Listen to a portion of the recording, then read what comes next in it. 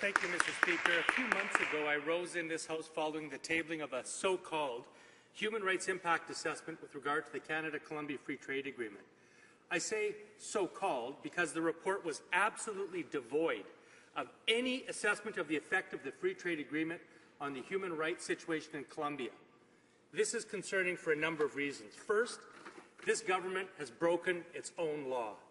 The legislation that implemented this agreement states the following, and I quote, "Each party shall provide a report to its national legislature by May 15 in the year after the entry into force of the Free Trade Agreement between Canada and Colombia and annually thereafter. These reports will be on the effect of the measures taken under the Free Trade Agreement between Canada and Colombia on human rights in the territories of both Canada and the Republic of Colombia." End quote. Mr. Speaker, the report tabled in Parliament by this government did not do this. It contained no reporting whatsoever on the effects of the Free Trade Agreement on human rights. There were no measurements, no consultations with people on the ground, no analysis of the human and labour rights situations as they stand now. Instead, what we got was a restatement of economic statistics that we already know. And I note that this reporting requirement was mandatory, Mr. Speaker. It didn't say may, it said shall, and this government simply did not comply. Second, Mr. Speaker, the importance of the human rights impact assessment and the importance that it is a thorough and comprehensive assessment cannot be overstated. Let me give a little history of the human rights impact assessment and why it is part of the Free Trade Agreement. When we were studying this bill in the House, we heard very disturbing stories about the human rights situation in Colombia. Trade unionists being killed or disappeared, the most dangerous country in the world, as it is. Government suppression of opposition, the forced expulsion and removal of Indigenous people from traditional land. We heard that the Canadian government had failed to perform due diligence and had not followed UN guidelines for implementing a free trade agreement. The UN's guiding principles on human rights impact assessments of trade and investment agreements states this, that all states should prepare human rights impact assessments prior to the conclusion of trade and investment agreements, end quote. Our government did not do any assessments prior to signing this agreement. Mr. Speaker, New Democrats took a principled stand against this deal, not because we were anti-trade, as Conservative Kant often says. On the contrary, we are and always have been supportive of expanding trade opportunities for Canadian business. We oppose this deal because this government ignored experts and moved forward with an extreme trade agenda that ignored human rights. But in the minority parliament, the Conservatives were able to secure the support of what has since become the third party by assuring Parliament that they would report back annually on the human rights situation. This empty report proves that was an empty promise.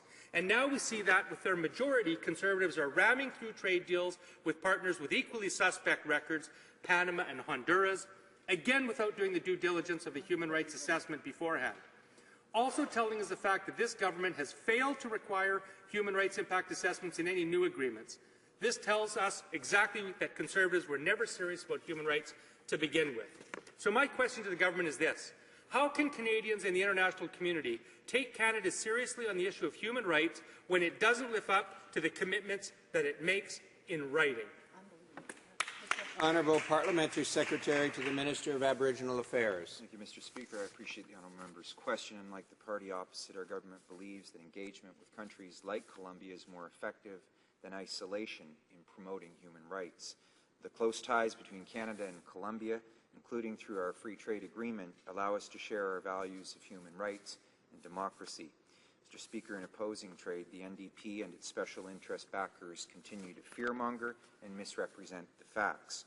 They would rather a Canada that isolates itself from the world, a Canada that doesn't engage with countries like Colombia. Ultimately, the NDP's Canada is a Canada that lacks confidence and a Canada that can't compete.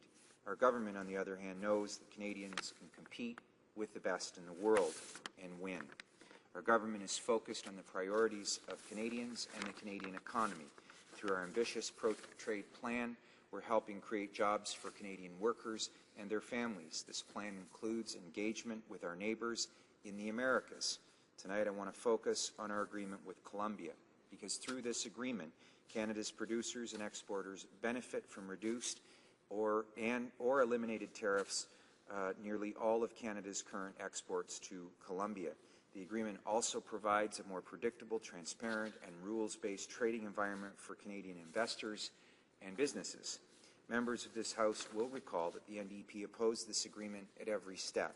Yet another example of their failure to stand up for new opportunities for Canadian exporters.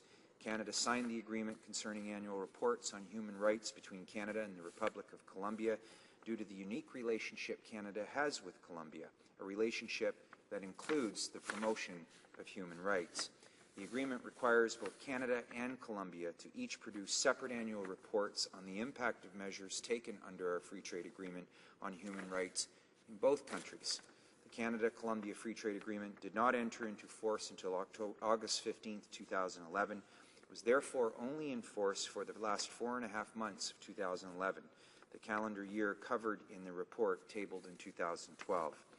As the Free Trade Agreement had not been in force for a full calendar year, and since there was not sufficient data to do an analysis on any changes that might have taken place over such a short time period, this year's report focused on outlining the methodological steps to be followed in our future annual reports. The entire period from August 15, 2011 to December 31, 2012 will be covered in the report to be tabled in May of 2013.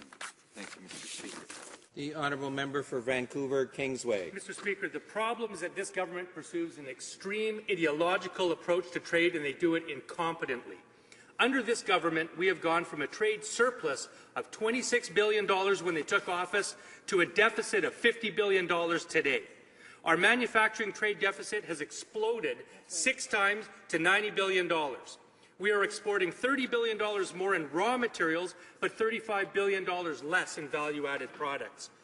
Now, the Conservatives brag that they have signed trade agreements, but with the smallest economies around: Panama, Honduras, Jordan, Liechtenstein, Colombia, but none with India, Japan, Brazil, Russia, the large economies. Worse, there is no strategy to pursue agreements with countries that would really benefit Canada. For Conservatives, it's only about the number of deals, not the quality of deals or the strategic value of selected partners. Mr. Speaker, can we pursue a pro-trade policy that respects human rights? Can we sign trade agreements that have positive effects on the environment and labour standards? Can we expand Canadian exports, create good-paying jobs in Canada, and increase our value-added products? New Democrats say yes, Conservatives say no. Why not?